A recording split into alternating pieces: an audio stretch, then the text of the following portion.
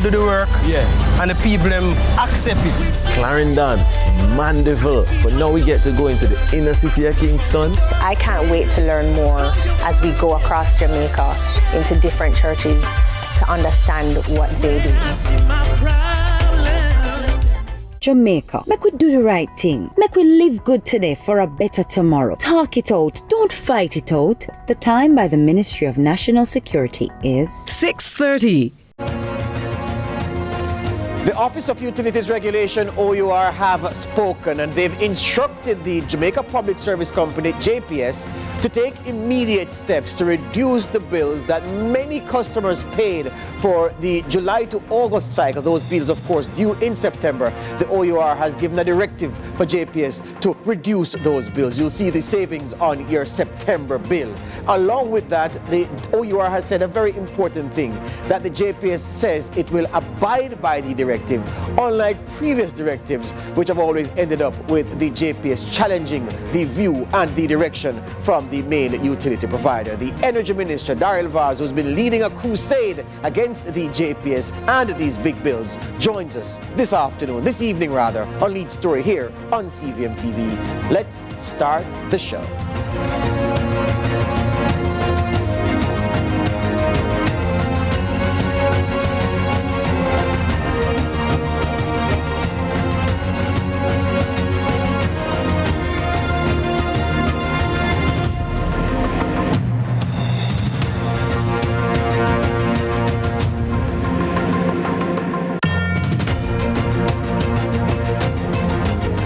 Welcome to Lead Story here on CVM TV. The Office of Utilities Regulation, well, they've spoken and they've issued a set of directives to the JPS where the bills for the July to August cycle are concerned. Those big bills, exorbitant in some cases, in many cases, for that matter, at least 30% increase to as much as 130% increase in bills that people saw in this period. And so many people did not have power consistently because of the damage caused by Hurricane Beryl. The OUR has acted and it has said JPS has agreed to abide by its directive. Before we get into specifically what the OUR have said and what the JPS has agreed to abide by, and to hear the Minister of Energy assert the, for him to draw a line on this particular issue of big bills, and of course the other outstanding issues concerning the JPS's own performance in this post-burial period, and even the OUR. Before we get to all of that, we prepared a package for you to contextualize the latest development in this matter concerning the JPS, the OUR, and this period post-Hurricane Beryl, which hit us on July 3.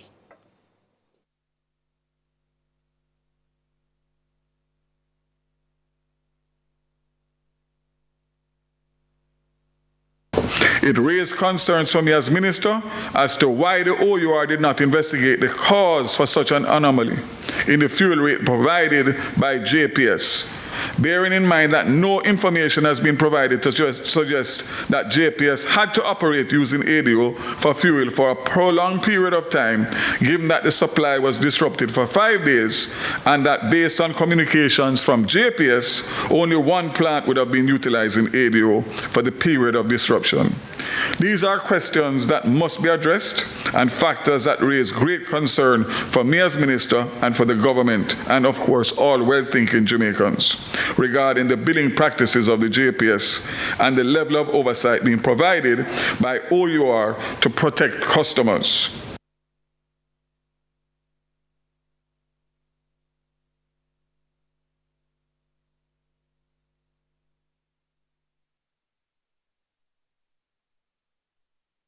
All right, so we had some demons in the audio system there. What we're going to do, we're going to take a quick break, and when we come back, we have Daryl Vaz to speak with us about the latest developments in this JPS billing matter.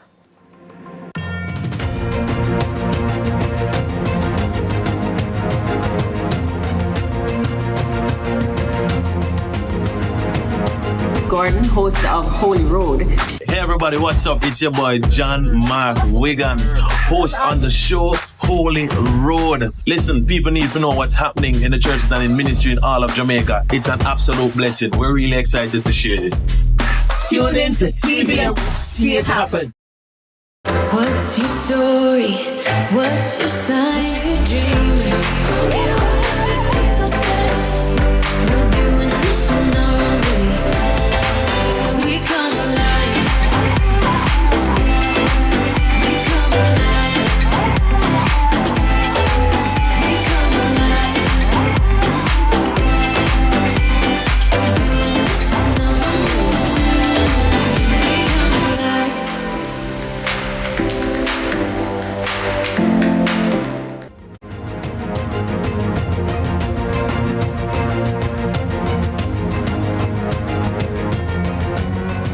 Welcome back to Lead Story here on CVM TV. Darrell Vaz, the Minister of Science, Energy, Telecommunications and Transport, is with me. And the reason I put the whole portfolio on the table is because we do hope in this interview to at least speak to matters concerning transport, what with back to school right upon us, the new school year set to begin in September. And we want to touch on some of the transportation issues. But energy takes precedence. And Minister, good evening. Welcome to Lead Story.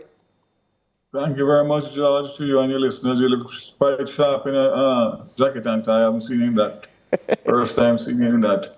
Yes, I brought out the new jacket just for you, sir. I see that. So here we go, Minister. The JPS has been given a set of directives by the OUR. In a letter to you, the OUR wrote that the JPS has been directed to reduce the fuel charge for the September bill by the difference in the fuel cost in July over June, and bills with zero consumption that do not show a corresponding zero money value should be reissued. Point by point, I wanted to simplify that for the viewers watching you today. So the truth of the matter is that it seems that OUR and myself are on the same page. It is something that I've been calling for and longing coming. And the fact of the matter is what it is a redress for the customers of JPS until such time as the OUR, which should have been consulted and was not consulted, are consulted, and they do their deep dive in relation to the numbers for the August billing and advise them as to what they are prepared to sanction or not. So as far as that is concerned, I think that is a big win for the customers of the JPS, and obviously a big win for us in terms of the advocacy that I have done on behalf of the government of Jamaica and the people of Jamaica. So let me get you clear. What is important? Yeah. Go ahead. What is important is that in doing that, they have suspended the disconnections until September 15th from August 15th. And the fact is that I would expect that there would be a resolution before that. And if not, then it means that until such time as there is a full resolution, the disconnection should be extended if needs be. But I'm hopeful, based on my discussion with the OUR head yesterday and my discussion with the JPS president this afternoon, that we all seem to be on the same page in terms of getting this saga behind us in terms of the billing cycle, not the other issues of the audit, etc. We want to separate this and get this done. But in the meantime, there must be redress, and the people must be credited for the differential. Right. So the language. Thank you for that. What I wanted you to also do is to when OUR says JPS has been directed to reduce the fuel charge for the September bill by the difference in the fuel cost in July over June. What are they saying? Are they saying that the fuel charge which applied to bills before burial, that is the fuel charge by which the bill should be computed, and not the fuel charge that the JPS came up with after burial? That's correct. That's my understanding, and in speaking to the OUR head and the JPS president, I am confident that the OUR instruction will be carried out, and the OUR and the JPS will have further discussions in relation to how the mechanics of that will work. But at the end of the day, that's what is expected. And the most important thing for me, George, is I'm not celebrating for the customers of JPS based on the release. I am going to monitor this to make sure that what they say is going to be done is done. And on top of that, to get to the end game, which is to find out what is really the increase for that cycle that the customers should be charged.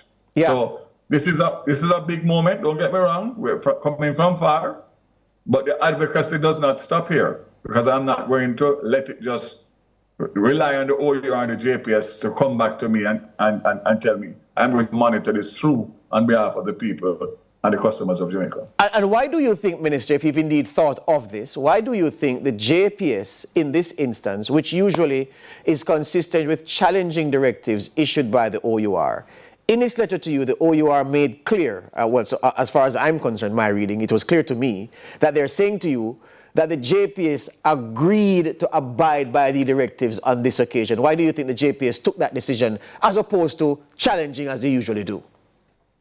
I think that based on how this whole thing has unfolded and what I call the missteps coming from the estimated bill that was sent out in the most unconscionable way I've ever seen in the height of Beryl, which was rescinded. And I have to give credit to the new JPS president because I find him proactive. I find him to lead from the front. He has been down in St. Elizabeth himself, leading the troops. And basically, he wants to make sure that he rights the wrongs and starts off on a firm, good footing. And I think that's a smart thing to do, both in terms of his relationship with the government of Jamaica, through me as the minister, and of course, the customers of the JPS who are not happy with the JPS and have not been happy with them for decades. Yeah, but Minister, as a man who understands business, very well, given your record as a businessman over the years, you know that companies are in the business to make profit. We, the government of Jamaica, the people of Jamaica, own the minority share in JPS. What, if any, communication has come from the two big shareholders in JPS, Marubeni and East West Energy, concerning the fact that JPS did use more expensive diesel fuel during a period of suspension between Beryl's arrival and Beryl's passage? They did use it, that's a fact. They now have to take a hit because the fuel charge that they computed that was applicable, the OUR is saying, do not use that fuel charge that includes your additional expense to use expensive oil. But go back to the previous fuel charge, which was purely LNG driven. The JPS is left holding the bag. Have the shareholders said anything to you in your capacity about this reality, that they're losing millions of US dollars in this regard? No, I've had no discussion with the shareholders. I have had discussions with my directors, 3 directors. There was a board meeting up to today, and basically put my position and the government's position to them.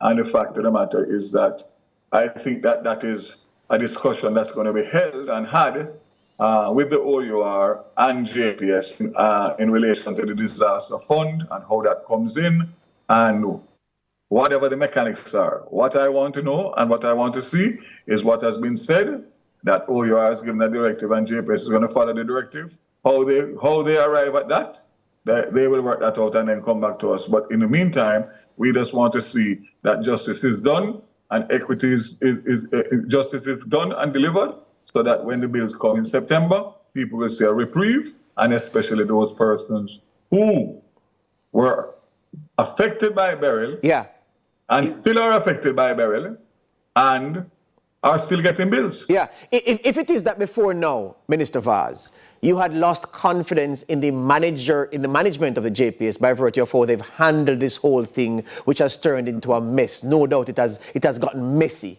If you had lost confidence in the management before, has some of that faith been restored by the fact that they've chosen JPS to abide by these directives from the OUR? Yes, well, I made mention a while ago that I don't know the new president very well, but in the discussions that I've had with him, he's very rational, very reasonable, and he's a returning Jamaican who has lived overseas for many years, and obviously a patriotic Jamaican. And he's doing and saying all the right things and making all the right decisions, which is why we're able to bring it to this. But the fact of the matter is that the stringent advocacy that was displayed in terms of making them understand that this is a defining moment and it's not going to go the way that all the other bills have gone. And the important thing, as I've said, George, and I keep saying, is that in this case, we had a disruption in the service of JPS. So we can actually pull the numbers and the timelines and get an accurate assessment. Whereas before, when there was no interruption, you just query the bill and they write a love letter and tell you, listen, we have checked your bill and your bill is fine. You have no way to verify, etc. Yeah. Now, we can do a deep dive independently. Yes. And so can the OUR. So their back is against the wall, for want of a better word. Let's take the break, Minister. One more JPS question after the break, and then we'll talk about transport ahead of the start of the new school year. This is Lead Story here on CVM TV.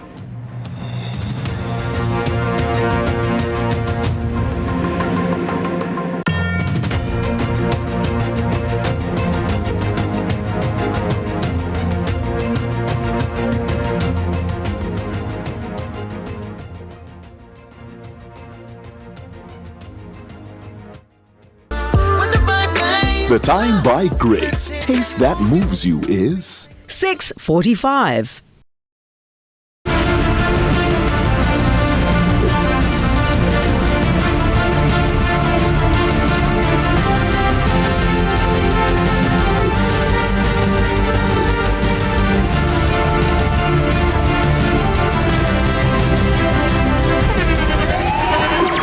The internationally acclaimed On Stage with Winford Williams. At a new time, Saturdays at 8 p.m. on CVM TV. So much more than entertainment.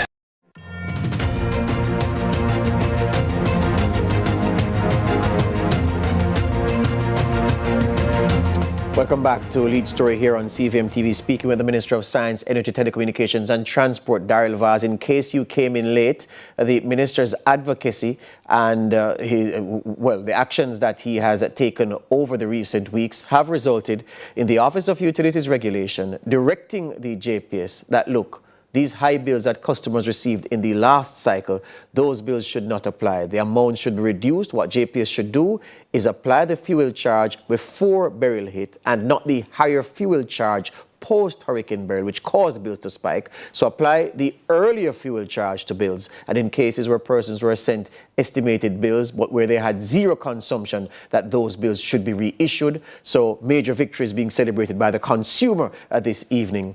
And Daryl Vaz at the center of it all in terms of the negotiations between the Office of Utilities Regulation and the Jamaica Public Service Company. And I said it that way, Minister, because I want to ask you this.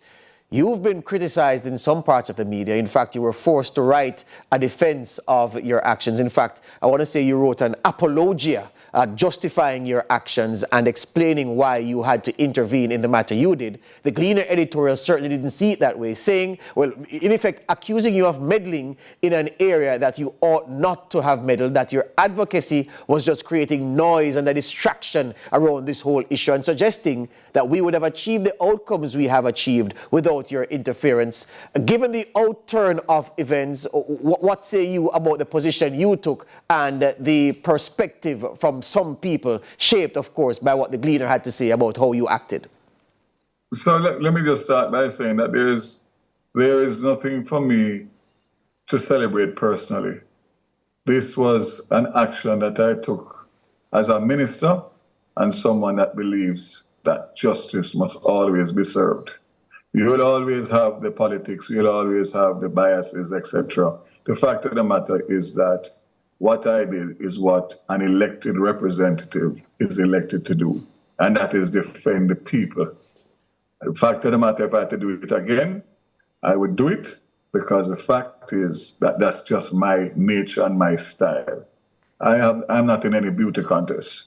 Yes, I am what I am who I am, and everybody knows that I say it straight and I defend what I believe in. In this case, JPS has been getting away with this for too long, and the people have been hapless and defenseless. Fact is, I was the man on the bridge on behalf of the government, and we have gotten the outcome that we wanted for the people, and I suspect that the people are appreciative and happy. So that's where I stand, and the fact is, when you mentioned the Gleaner, editorial or whichever newspaper, I don't pay attention to those things. I just do my job and try and get the best result for the people that elected me. That's the end all and be all. So it might be Gleaner today and Nationwide tomorrow and CVM the next day. Everybody is entitled to their own opinion, but I only leave and say one thing: to thine own self be true.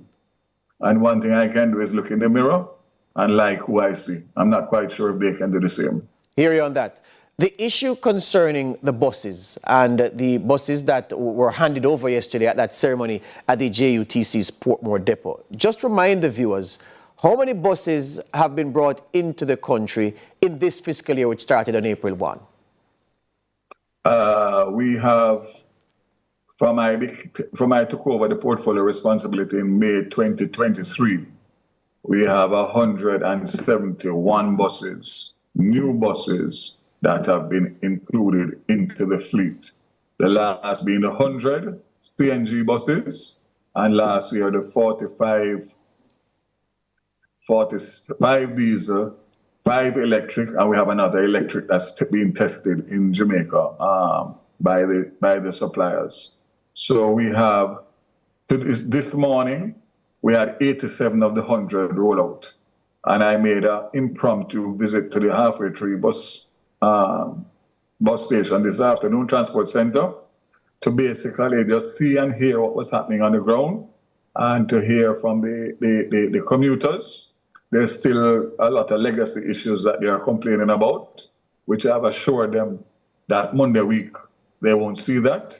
But I just want to say very clearly what I said earlier in another interview, that now that I have delivered to the JUTC's board and management the 100 new buses that I committed, next week I will meet with them, because it is going to be zero tolerance in relation to inefficiency and all else that is taking place at the JUTC.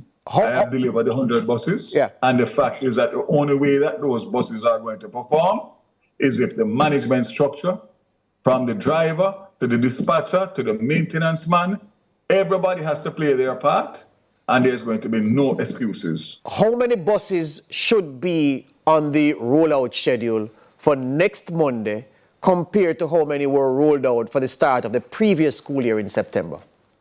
I would say we probably have, with the 170 new buses, I would say we probably have close to 100% increase in rollout. I don't have the exact figure, but just by virtue of the 170 new buses on top of the buses that have been taken off of the road since then, the buses that are still not efficient and reliable, we will have a reliable rollout with the buses that we have refurbished, with the buses that we have gotten parts and spare parts to fix. But what I want to assure the commuters, it's not going to be preferential where only a certain set of routes get improvement. I am demanding that the buses be allocated in a way that all routes benefit, and the waiting time for buses must be reduced on all routes until the 100 buses come, and we reduce it again to where we get to international standards of 20 to 40 minutes wait on a bus. And using technology, with these buses are smart buses, people will be able to use the technology, use their phone, and be able to see where the buses are and be able to plan their business. And of course, we want to get to the stage where we have schedules that people can rely on, and not the schedules that are put out there. And on that point, have you seen from the JUTC management, have they said to you, well, Minister, since it is that we're rolling out 100% more buses at the start of this school year compared to the last school year, have they given you a schedule to satisfy you that there will be more efficiency in the rollout of buses across the corporate area? Yes, they have. And the bottom line is that, as I said before, the real school week starts the week of the 9th, because next week is orientation, etc. So I'm intending to have a wide meeting with the management and all who is involved in the rolling out of the buses, to make them understand that I'm going to hold them accountable. And if the people continue to complain to me that the improvement is not what it should be, then there's going to be changes at all levels. Because I'm not going to invest the people of Jamaica $3 billion. Right? Plus the buses last year, so more like $4 billion. For people to be telling me that they're waiting on a bus 3 hours. Yeah. Where are you getting this? Where are you getting the CNG from to power these new buses? New Fortress Energy, a partnership with New Fortress Energy, where they have upgraded the CNG plant at Portmore. so we can fuel 125 buses overnight to make sure that the buses are there and ready for the next day. And now that you have more buses on the road, Minister, it simply means, and it's unfortunate to say it this way, it simply means that there are more buses for people at the JUTC who pilfer from the fare box to continue doing so. What measures have you put in place to keep more of the state revenue in the state's pocket? We're going cashless by January, fully cashless, no money by January. We're starting from September through to January. And secondly, that's going to make a big improvement, because obviously right now we have leakage of diesel oil, which the CNG is taking care of, and of course we have the issue of the fares and the leakage of the fares into the coffers of other persons other than JUTC. So that is also going to be a tremendous help in relation to the efficiency and the savings for JUTC. There you go. All right, hear you on that. Well, thank you for your time this evening, Minister. I want to wish you all the best and to say thank you for the work that you have done. Where the buses are concerned, you told us last year that it would be a different scenario come the start of this new school year, and the buses prove that the word has been kept. And of course, for the advocacy where this JPS OUR matter is concerned. Thank you for the patience and the understanding of the long-suffering commuters and the long-suffering customers of JPS. I have your back. All right, thank you for that. Daryl Vaz, the Minister of Science, Energy and Telecommunications, transport as well. The fact of the matter is that we are in a situation where, look, the criticism leveled at the minister from the Gleaner newspaper, I can understand the position, because often it is that sometimes advocacy and ministerial advocacy, or what passes for ministerial advocacy, can get in the way of problems being resolved, and you disempower the organizations, the entities that are set up to do just that. You can have overreach. So it is purely understandable why the Gleaner would have taken that view of Daryl Vaz's efforts. I didn't see it that way, but I don't want the view to be condemned and to be seen as political, because the media has to hold to account, and sometimes in doing so, we may rub certain people the wrong way. We may appear to be pursuing an agenda when all we're doing is calling it as we see it and trying to hold power to account, trying to get actors in the system of government to play the roles they are assigned. So as I've said, I understand the criticism. I don't see it that way. I didn't see it that way. And I think that the minister's intervention was necessary given the history of the JPS. But again, I don't want it to go and make effigies of the Gleaner now and flog that effigy. Where the buses are